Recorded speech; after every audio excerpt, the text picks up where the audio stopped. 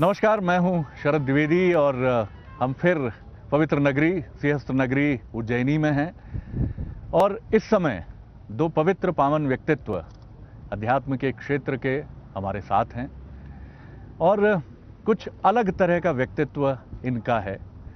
इनका अगर एक लोकप्रिय नाम की बात करूं मैं, तो वो लोकप्रिय नाम है उनका पर्यावरण बाबा, इन्वायरमेंट बाबा के नाम से वो पहचाने जाते हैं। और उज्जैन में जो उनका आश्रम है, ये आश्रम भी पूरा पर्यावरण पर ही समर्पित है, केंद्रित है। यहाँ जो यज्ञ हवन के जरिए जिस तरह के प्रयास हैं वो पर्यावरण की शुद्धि के लिए हैं। मेरे साथ हैं महामंडलेश्वर अनंत विभूषित अरुण गिरी महाराज जी। मैं बहुत स्वागत करता हूँ आपका। जी। और उनके साथ ही हैं उनकी शिष्या जो इस पवित्र अभियान में जो पर्यावरण को भी समर्पित है, मानवता के साथ, अध्यात्म के साथ, वो हैं महामंडलेश्वर शिवांगी गिरी जी।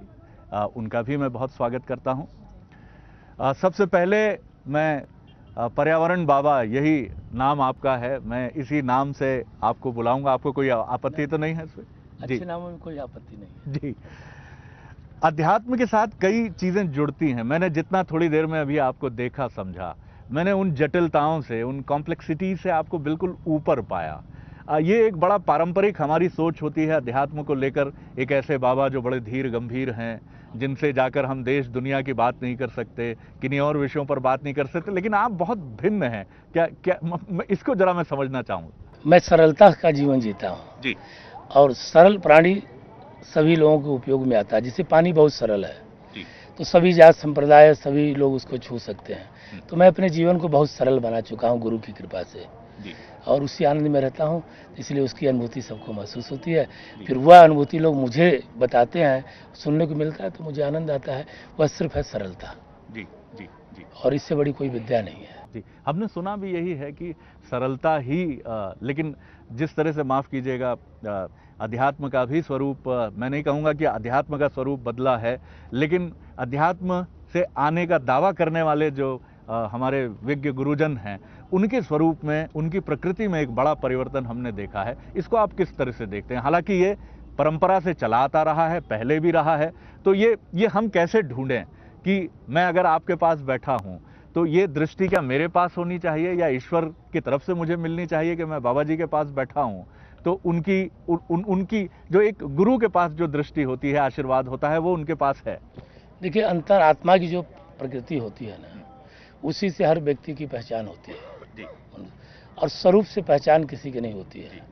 तो जो मेरी अंतर आत्मा की प्रकृति है, अलग व्यक्ति की अंतर आत्मा की प्रकृति है। आपने भी देखा कि मेरी भी प्रवृत्ति को देखा, एक व्यक्ति को यज्ञशाला में देखा, ठीक ना?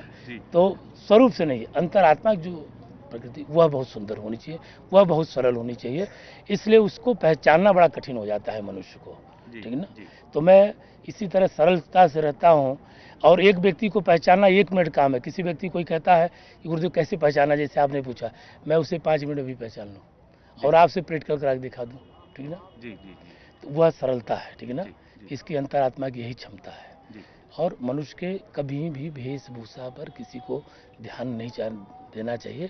अंतर आत्मा की जो प्रवृत्ति है उस पर चिंतन करना चाहिए, उस पर सोचना चाहिए कि जिस व्यक्ति के साथ मैं संगत कर रहा हूँ उसकी आत्मा, उसकी प्रवृत्ति, उसकी सोच संसार और राष्ट्र हित के लिए है कि नहीं, रक्षा के लिए है नहीं, सभी जीव आत्माओं के लिए कार्य कर रही है कि नहीं कर रही है। यह बहुत महत्वपूर्ण है। बहुत आपने बहुत इम्पोर्टेंट बात कही कि आत्मा की जो प्रवृत्ति है वो सबसे महत्वपूर्ण चीज़ है। हमारे साथ महामंडलेश्वर शिवांगी गिरी जी हैं, मैं उनकी तरफ रुख करता हूँ। हमारे भारतीय आध्यात्मिक मनीषा में हमेशा ये बात कही गई है कि, और जो बिल्कुल स्थापित सत्य भी है, कि यत्र नार्यस्तु पूजयन्ते रमन्ते तत्र देवता। लेकिन ये बात धरातल पर आती हुई जब दिखती है तो कई सारे वितंडावाद, कई विवाद, विरोधाभास सामने आना शुरू हो जाते हैं।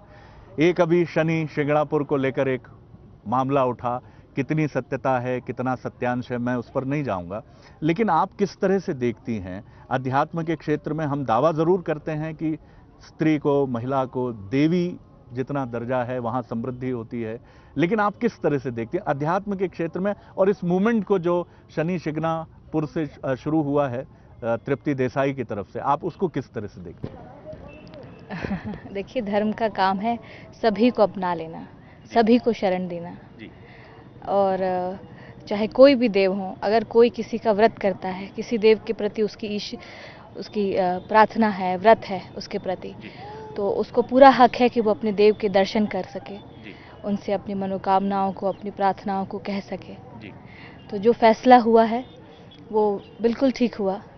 हाँ, कि हम बातें करते हैं पर उसको हम अब प्रस्तुति देने का समय आया है। और ये आधुनिक युग है, अब सब उत्तर चाहते हैं, तो उत्तर बहुत ज़रूरी है और उत्तर पाया है भक्तों ने।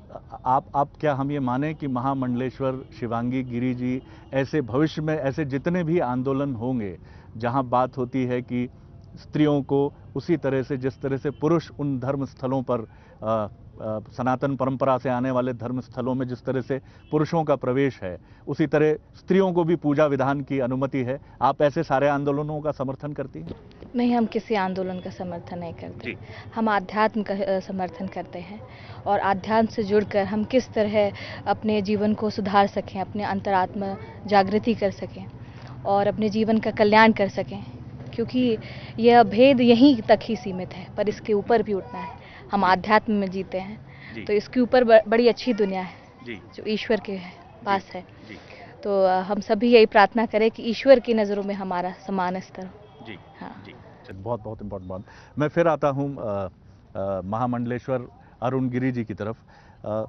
आपसे ये जानना चाहूँगा स्वामी जी मैं कि युवाओं का इस सनातन परंपरा की तरफ, खासतौर से उन युवाओं का, मैं नहीं कहूँगा कि उनकी रुचि नहीं है, लेकिन वो धर्म को जिस रूप में देखते हैं उसका शमन आप लोगों की तरफ से बहुत ज़रूरी है। वो बच्चे जो MBA कर रहे हैं, वो बच्चे जो इंजीनियरिंग कर रहे हैं, वो जो मेडिकल स्टूडेंट हैं, आज मैं देखता हूं कि आप लोगों के आश्रम में, जैसा हम देख रहे हैं कि हमारे पीछे आपके विदेशों से आए शिष्यों की संख्या बहुत अधिक है, लेकिन इनमें उन भारतीय पढ़े लिखे बच्चों की संख्या उतनी नज़र नहीं आती है जो MBA हैं, जो मेडिकल हैं, जो IIT रुड़की से हैं, या हो सकता है हो भी, मेरी जानकारी ठीक ना हो।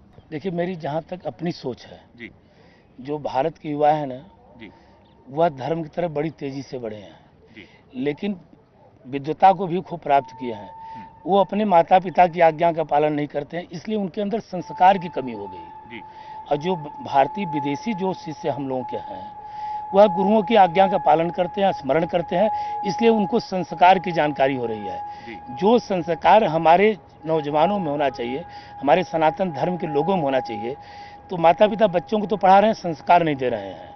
तो इस बात का बड़ा दुख है। धर्म कहीं कमजोर नहीं हुआ, युवाओं में धर्म खूब बढ़ा है। उनके अंदर संस्कार नहीं है कि मैं मंदिर में कैसे जाऊं, संतों के पास कैसे जाऊं, क्योंकि उनके माता पिता स्वयं संतों के सत्संग नहीं कर रहे हैं। और तो जब माता ही पिता नहीं करें तो बेटा कहाँ से करेगा। तो जैसी शिक्षा दे रहे हैं उनको, कष्ट में है तो मंदिर में भी जाते हैं, गुरुद्वारे में भी जाते हैं, मस्जिद में भी जा रहे हैं, चर्च में भी जा रहे हैं, सब तरह बढ़ा हुआ है, लेकिन जो है संस्कार की कमी हो गई। ये विदेशियों में संस्कार हम लोग डाल रहे हैं, ये शरणागति होते हैं। तो जब तक आप शरणागति नहीं होंगे अपने माता पिता के प्रति, फिर संतों के प्रति, तब तक संस्कार नहीं आएगा। तो इसलिए संस्कार होना बहुत जरूरी है, नहीं आने वाले में जो युवा पीढ़ी है उसी को बहुत कष्ट मिलेगा, अपने को नहीं मिलेगा। जी, ये एक काफ़ी इम्पोर्टेंट, मुझे लगता है बहुत महत्वपूर्ण बात है, और ये हर उस भारतीय माता पिता अभिभावक हैं जो, उनके लिए महत्वपूर्ण बात है कि वो अपने बच्चे के लिए सब कुछ कर रहे हैं, लेकिन क्या संस्कारों की पाठशाला जो है बहुत महत्वपूर्ण है, क्या उसमें चूक कर रहे हैं। और शायद जो मेरे बाईं तरफ हैं एक विदेशी शिष्या और जो दाईं तरफ हैं एक विदेशी शिष्या, इनमें जो मर्यादा या जो आँख की शर्म या जो भारतीय संस्कारों की झलक दिख रही है, क्या आपके अपने बच्चे में है? ये एक मैं सवाल छोड़ रहा हूँ आपके लिए, मैं नहीं कहता कि नहीं है। मैं फिर आपकी तरफ आता हूँ। आप किस तरह से देखती हैं इस सवाल को? मैं देखता हूँ कि आप बहुत डिसिप्लिन तरीके से हैं, आप बहुत डिसिप्लिन तरीके से हैं।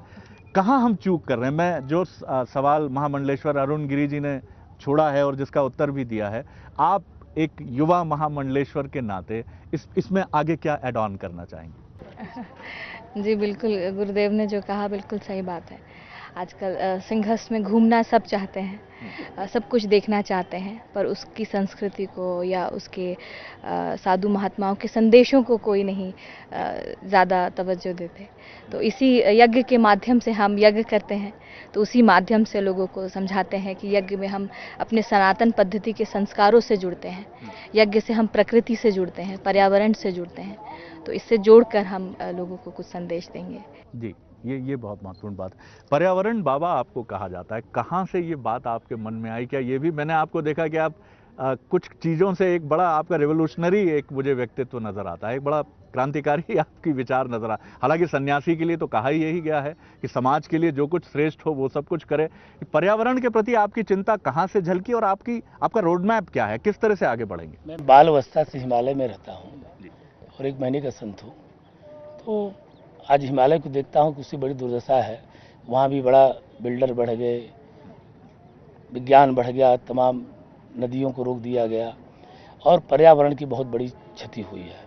तो मैं प्रकृति में हमेशा रहता था और प्रकृति के प्रवृत्ति के साथ मैं अपने जीवन को जिया हूँ हिमालय में, अपने प्रवृत्ति के साथ नहीं।